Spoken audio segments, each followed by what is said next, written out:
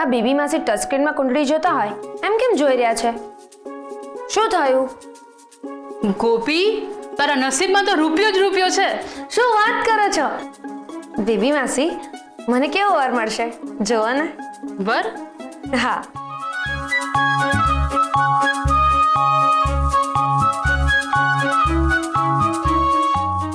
વર નથી દેખાતો કે શું?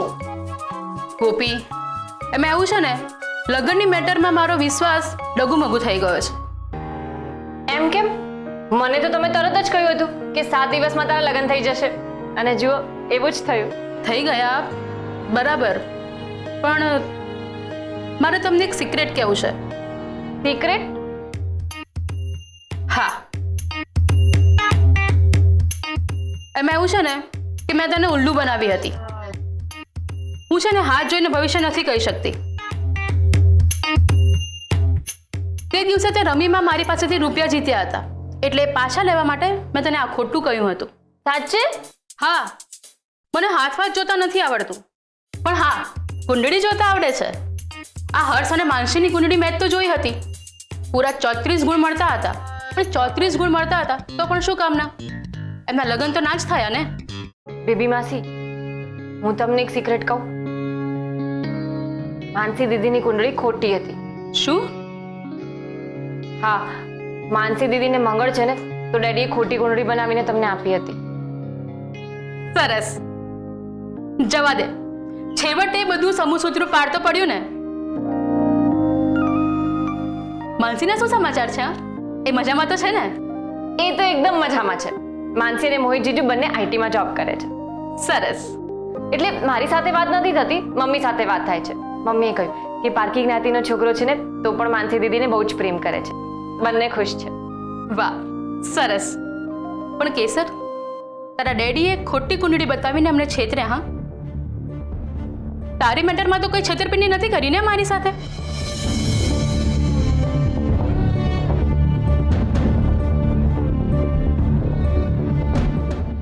જો કે આની બાબતમાં એના ડેડી અમારી સાથે એવું કરી જ ના શકે. અને જો કર્યું પણ હોય તો અત્યાર સુધીમાં કેસરે બધું સાચે સાચું અમને કહી દીધું હોય. અને પેટમાં કોઈ વાત ટકતી જ નથી ને.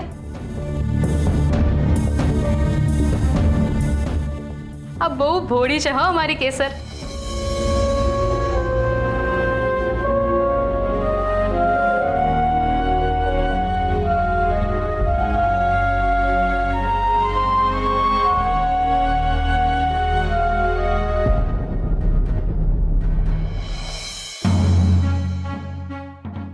हेलो दिग्विजयसिंहजी, जय सोमनाथ. बोलो बोलो, કેમ અચાનક મને યાદ કર્યો? બધું ઓકે છે ને? હા, તમારી માન મર્યાદા ઇજ્જત અને આબરૂને બાદ કરતા બધું જ ઓકે છે. વિક્રમસિંહ, તમને બે આંખની શરમ પણ નથી? દિગ્વિજયસિંહજી, માન્યું કે અમારી આર્થિક પરિસ્થિતિ તમારા કરતા થોડી નબળી હશે, પણ અમે ખાનદાની તો છીએ જ ને, એટલે તમે આવી રીતે વાત ના કરો. વિક્રમસિંહ, મને ખબર છે ત્યાં સુધી ગરીબો પાસે રૂપિયા નથી હોતા, પણ સ્વાભિમાન તો ભારોભાર હોય છે. અને તમે તમારું સ્વાભિમાન પણ વેચી માર્યું. અને અમે ખાનદાની એવું કરવાથી, એવું બોલવાથી કશું નથી વળતું વિક્રમસિંહ. ખાનદાની પણ જાળવવું પણ પડતું હોય છે. હા, પણ ભૂલ અમારી જ છે. અમને જ્યારે ખબર પડી કે તમે અમારું દેવું ભરપાઈ કરી શકો એમ નથી, તમારી લાયકાત જ નથી અમારું દેવું ભરપાઈ કરવાની, ત્યારે જ અમારે તમારી ઉપર એક્શન લઈ લેવા જેવું હતું. પણ અમે એક્શન ના લીધું અમારા ભાઈના કારણે. કારણ કે એને ગરીબો પ્રત્યે બહુ જ લાગણી છે. વિક્રમસિંહ, એક વાત યાદ રાખજો, હર્ષવર્ધને તમારી આબરૂ રાખી છે, તમે હર્ષવર્ધનની આબરૂ નથી રાખી. દિગ્વિજયસિંહજી, એક વાર પોતિકાને મદદ કરીએ તો એમાં એકાદ વાર કરીએ ને એને મદદ કહેવાય વિક્રમસિંહ, વારંવાર કરીએ ને ભીખ કહેવાય. દિગ્વિજયસિંહજી, હું ખરેખર બહુ તકલીફમાં હતો. હા તો શું? અમે દાન ધર્મ કરવા નથી બેઠા, કે તમારા જેવાઓનું પાલન પોષણ કરતા ફરીએ, સમજ્યા? દિગ્વિજયસિંહજી, ખાનદાની લોકોને મદદ કરવી જ જોઈએ, એમાં ખોટું નથી. ને આમે આપણે તો હવે સંબંધી છીએ ને. તમારી સાથે ફાલતુ વાત કરવાનો ટાઈમ નથી અમારી પાસે. અમે તમને છેલ્લી વાર કહીએ છીએ, હર્ષવર્ધન બહુ જ લાગણીશીલ છે. એની લાગણીનો ગેરફાયદો ના ઉઠાવશો. એમાં શું છે, આપણા દેશમાં ગરીબોને બહુ જ પ્રોબ્લેમ હોય છે, અને એમાંય તમારા જેવા ગરીબોને તો ખાસ. એટલે હવે પછી તમારા પ્રોબ્લેમ તમારી જાતે સોલ્વ કરવાનું રાખો. વાડકો લઈને અમારા ભાઈ સામે ના આવી જતા, અને જો હવે પછી આવશો તો સામે અમે ઊભા હશું, સમજ્યા?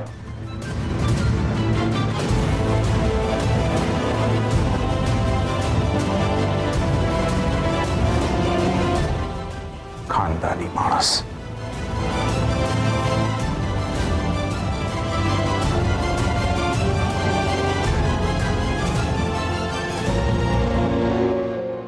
દિગ્વિજયભાઈ, મારે તમારી સાથે એક વાત કરવી છે. કરી શકું? ટૂંકમાં પતાવજો. મારી સ્કૂલમાં એક છોકરો હતો જેના પગમાં ખોટ હતી. એ બરાબર ચાલી નહોતો શકતો, એટલે સ્કૂલના બધા જ છોકરાઓ વારંવાર એને બહુ જ ચીડવતા હતા. પણ એ છોકરો એક પણ શબ્દ બોલતો નહોતો. પણ જ્યારે પાણી માથા ઉપરથી વહેવા લાગ્યું ત્યારે એ બોલ્યો કે મારા તો પગ પાંગળા છે, પણ તમારું તો મન પાંગળું છે. એટલે જ વારંવાર મારી દિવ્યાંગતાને લઈને મને ટકોર કરતા રહો છો. એટલે દિવ્યાંગ હું નહીં, પણ તમે છો. શિખામણ આપો છો મને? ના ના, બિલકુલ નહીં. મારે તો ખાલી એટલું કહેવું હતું કે અમે ગરીબ છીએ એ વાત અમે જાણીએ છીએ, અને એનો મેં સ્વીકાર પણ કર્યો છે. શિવગઢમાં આપણું એક ફાર્મ હાઉસ છે. એમાં ગંગા નામની એક ઘોડી છે. કદાચ હર્ષવર્ધને તમને બતાવી હશે. ઘોડી આપણે ત્યાં નવી નવી આવી ત્યારે બહુ જ ઉછળકૂદ કરતી હતી, બહુ જ ધમાલી હતી, લાતો મારતી હતી. બધા નોકર ચાકરોએ એને વશમાં કરવાનો પ્રયત્ન કર્યો, પણ કોઈ ના કરી શક્યું. તમારા પતિ હર્ષવર્ધને પણ એને કાબૂમાં કરવાના પ્રયત્નો કર્યા, એ ના કરી શક્યા. અમને જ્યારે ખબર પડી ત્યારે અમે સીધા શિવગઢ પહોંચી ગયા. ફાર્મ હાઉસ પર પહોંચીને ગંગાની સામે ઉભા રહ્યા. સટાક સટાક બે ચાબુક માર્યા. 4 ગાઉ દોડાવી દોડાવીને પરસેવો પાડી દીધો. બસ પછી એ સીધી થઈ ગઈ, એકદમ સીધી દૂર. તમે સમજી ગયા અમે શું કહેવા માંગીએ છીએ? જેટલું જલ્દી સમજો એટલું તમારા ભલા માટે છે. સમયસર તમારી જાતને સુધારી નાખો.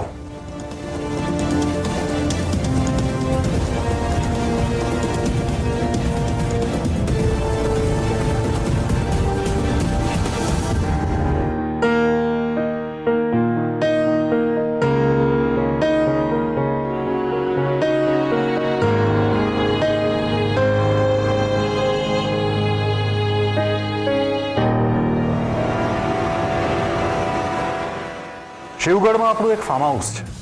એમાં ગંગા નામની એક ઘોડી છે. ઘોડી આપણે ત્યાં નવી નવી આવી ત્યારે બહુ જ ઉછળકૂદ કરતી હતી, બહુ જ ધમાલી હતી, લાતો મારતી હતી. બધા નોકર ચાકરોએ એને વશમાં કરવાનો પ્રયત્ન કર્યો, પણ કોઈ ના કરી શક્યું. અમને જ્યારે ખબર પડી ત્યારે અમે સીધા શિવગઢ પહોંચી ગયા. ફાર્મ હાઉસ પર પહોંચીને ગંગાની સામે ઉભા રહ્યા. સટાક સટાક બે ચાબુક માર્યા. 4 ગાઉ દોડાવી દોડાવીને પરસેવો પાડી દીધો. બસ પછી એ સીધી થઈ ગઈ, એકદમ સીધી દૂર. માનસી દીદીને મંગળ છે ને, તો ડેડીએ ખોટી કુંડળી બનાવીને તમને આપી હતી. તારા ડેડીએ ખોટી કુંડળી બતાવીને અમને છેતર્યા. હા, તારી મેટરમાં તો કોઈ છેતરપિંડી નથી કરી ને મારી સાથે.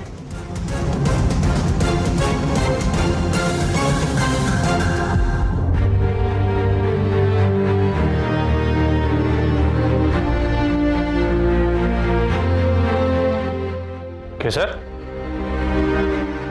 શું થયું?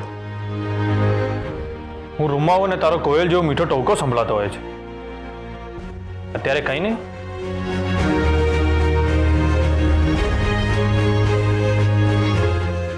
એની પ્રોબ્લેમ? ના ના, કાંઈ પ્રોબ્લેમ નથી થયો. મોટાભાઈ કંઈ બોલ્યા? ના, એ તો એમ જ. એમ જ શું બોલ્યા? કંઈ ખાસ નહીં. આપણા ફાર્મ હાઉસમાં ઓલી ગંગા નામની ઘોડી છે ને, એના વિશે વાત કરતા હતા. બીજું કાંઈ નહીં. આખું? કેસર, હું ફરીથી પૂછું છું, મોટાભાઈ તું કહે છે એવું જ બોલ્યા? હા, તમને વિશ્વાસ ના આવતો હોય તો એમને જઈને જ પૂછી લો. જાઓ.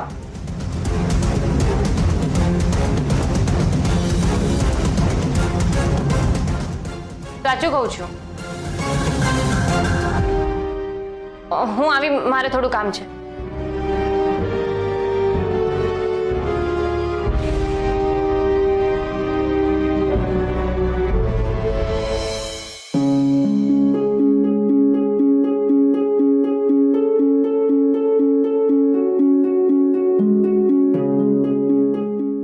અમે દિલ્હી જઈએ છીએ. દિલ્હી? કેમ આમ અચાનક? કેબિનેટ મિનિસ્ટર પુષ્કરસિંહ સાથે અગત્યની મીટિંગ છે અચ્છા. અને ત્યાંથી અમે ગયા અને કાશી પણ જશું. ગયા અને કાશી? કેમ? બાએ કહ્યું છે કે તમારા મોટા ભાભીનું શ્રાદ્ધ કરાવવાનું છે. તમે દિલ્હી જઈએ છીએ તો ત્યાંથી ગયા અને કાશી જશું અને ગંગા કિનારે એમનું શ્રાદ્ધ કરશું. તમને ખબર જ છે, તમારા મોટા ભાભી યુવાન વયે અવસાન પામ્યા હતા. તો કદાચ એમની કોઈ ઈચ્છા અધૂરી રહી ગઈ હોય અને નકામે આપણા પરિવારને હેરાન કરતા હોય એના કરતા એમનું શ્રાદ્ધ કરવું સારું. અને આમ પણ આપણા મહારાજે કહ્યું છે કે તમે ગયા જઈને શ્રાદ્ધ કરશો તો તમારે ફરી શ્રાદ્ધ કરાવવાની જરૂર નહીં પડે. મોટાભાઈ, તમે આ બધી બાબતોમાં માનો છો? કેટલાક લોકો માને છે, કેટલાક લોકો નથી માનતા. અને અમે આ બાબતોમાં માનીએ છીએ. આપણને ખબર નથી એમની કઈ ઈચ્છા અધૂરી રહી ગઈ છે. એવું કહેવાય છે કે જેમની ઈચ્છા અધૂરી રહી ગઈ હોય એમનો આત્મા ભટકતો હોય છે, એમને મુક્તિ નથી મળતી. અને જો આવું કંઈ હોય તો શ્રાદ્ધ કરવાથી એમને મુક્તિ મળી જશે.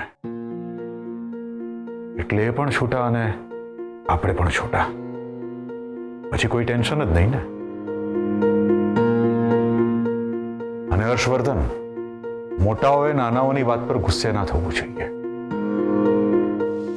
એમની વાતોને નાના બાળકોની બકબક ગણીને એમને માફ કરી દેવા જોઈએ. અને એટલે અમે તમને માફ કરી દીધા છે. આ તમારી મોટાઈ છે. અને બીજી વાત, તમે વિક્રમસિંહને રૂપિયા આપ્યા એ અંગે અમે બા સાથે વાત કરવાના હતા, પણ ના કરી. વિચાર્યું કે એમને ટેન્શન થશે. ને આમ પણ આપણા પરિવારમાં ભૂલ કોઈ પણ કરે, સજા તો બા પોતાને જ આપતા હોય છે ને. વાહ મોટાભાઈ, ગમ્યું મને. ચાલો, કોઈક બાબતે તો આપણા વિચારો મળે છે. એનીવેઝ, સાચવીને જજો અને પહોંચીને ફોન કરી દેજો. મોટાભાઈ, રિસ્પેક્ટ વુમનહુડ. કેસર મારી પત્ની છે. ભલે એણે મને કંઈ ના કહ્યું હોય, પણ એની આંખોએ મને બહુ બધું કહી દીધું. તમે એની સાથે જે ભાષામાં વાત કરી ને એ ભાષામાં કોઈ પણ વ્યક્તિ કોઈ પણ સ્ત્રી સાથે વાત કરશે ને તો હું નહીં ચલવી લઉં. પછી એ મારા મોટા ભાઈ જ કેમ ના હોય.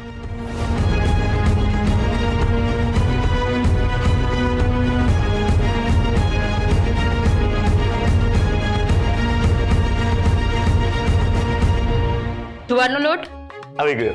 ઘઉં, હા ગોળ, હા તેલ, હા ચાપત્તી.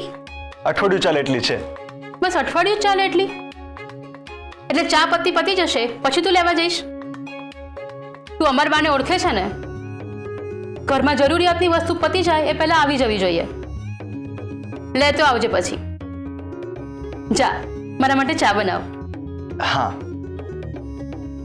સોરી. આ મોઢું કેમ લટકાવી દીધું છે? થોડું હસ. આવા મોઢે મારા માટે ચા બનાવીશ?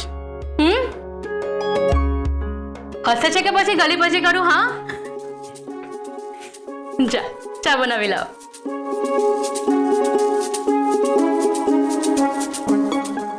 બેબી માસી, હા શું છે? મારી કુંડળી. તમે કુંડળી જુઓ છો ને, તો મને જોઈને કોને કે મારો અને ફોજદારનો સંસાર કેવો ચાલશે? લગ્ન તો એમ જ થઈ ગયા હતા ને કુંડળી જોયા વગર. હા એ બરાબર છે. ઘણા બધાના લગ્ન કુંડળી જોયા વગર થતા જ હોય છે. એ જ તો કહું છું કે લગ્ન તો એમ જ થઈ ગયા હતા, પણ મને જરા જાણવાની ઈચ્છા છે અને મને થયું કે ઘરમાં જ કોઈ કુંડળી જોનાર છે તો એક વખત જોવડાવી લો.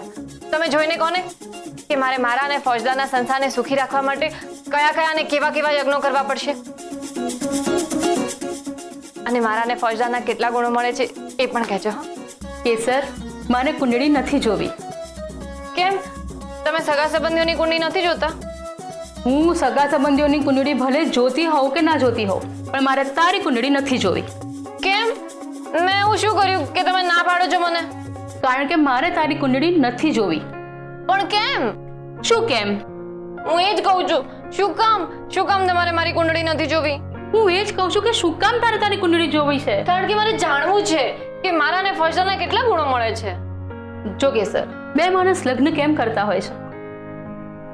કારણ કે બંને એકબીજાથી અજાણ હોય છે.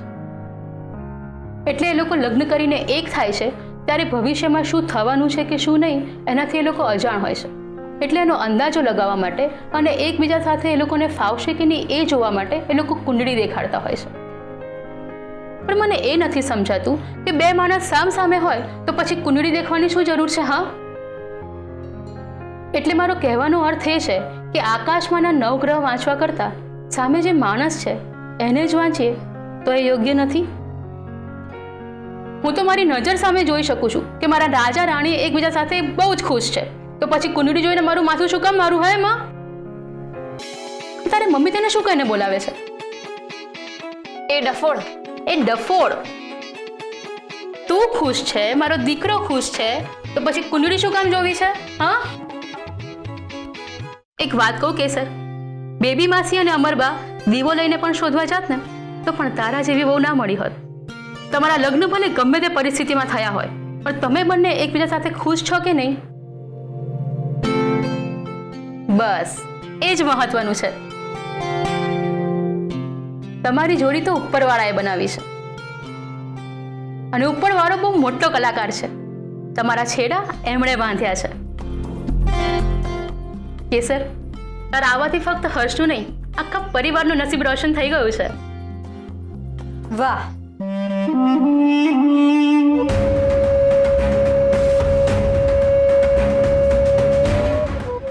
વાહ વાહ. તો પછી ઘરમાં લાઈટ ચાલુ કરવાની જરૂરત જ નથી બેબી માસી. તમે તો સાક્ષાત અજવાળું કરનાર વહુ લાવ્યા છો ઘરમાં. વેદિકા બહુ, તમે આવી ગયા?